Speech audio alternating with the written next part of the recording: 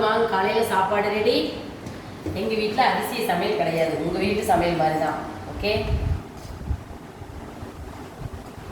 White rice கம்மியாக வச்சுக்கலாம்.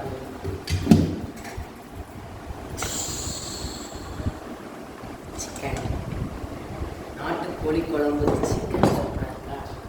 அதெல்லாம் கொஞ்சம் தண்ணியாட்ட வச்சுக்கிறேன். எத்தனை வேணாலும் இந்த சளிக்கு கேட்க மாட்டேங்குது.